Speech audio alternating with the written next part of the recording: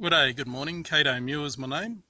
I'm currently Deputy Chair of the National Native Title Council and Chair of the Wagamuru Aboriginal Corporation, a registered native title body corporate for the Munda-Reddy determination area in the western deserts of Western Australia.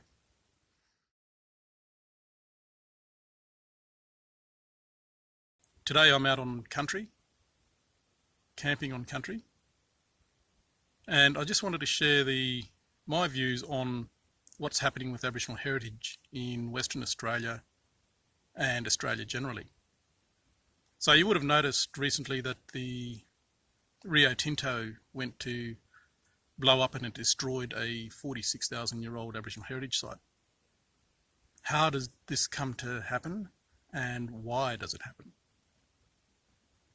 So according to the laws of the land, companies like Rio Tinto and BHP also sought approvals that allows them to actually go ahead and destroy Aboriginal heritage sites.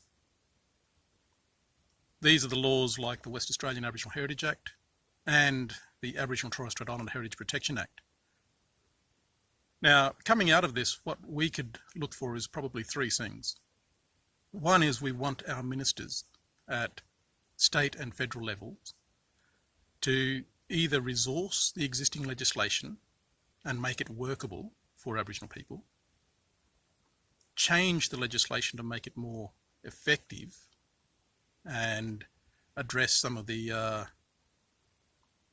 conflicts, I suppose, between development approval processes and our hope to have our culture and our heritage preserved. And the third thing we need to be looking at from a native title perspective is the role and function of Indigenous land use agreements.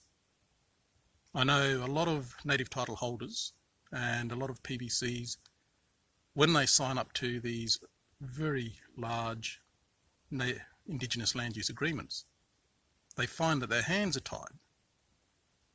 These agreements do not allow native title holders to adequately protect and defend their country. So there's a lot to be done, there's a lot to be changed. At the federal level, we need to ensure that with the review of the Environmental Protection Biodiversity Conservation Act, the EPBC Act, that the Aboriginal Torres Strait Islander heritage legislation is also included in that review and updated so that it can adequately serve the needs of Aboriginal people, but also the wider community. Aboriginal heritage is not just for Aboriginal people. A lot of our sites, our dreaming stories, our archaeological sites are of benefit to the global community. So it's not just for Aboriginal people. So there's a lot to be done in the Aboriginal heritage space. We need to ensure that the systems become workable for Aboriginal people. The pendulum swung too far in the favour of industry. Government has been pandering to industry, and it's time that government turned around and started to adequately preserve and protect our cultural heritage places.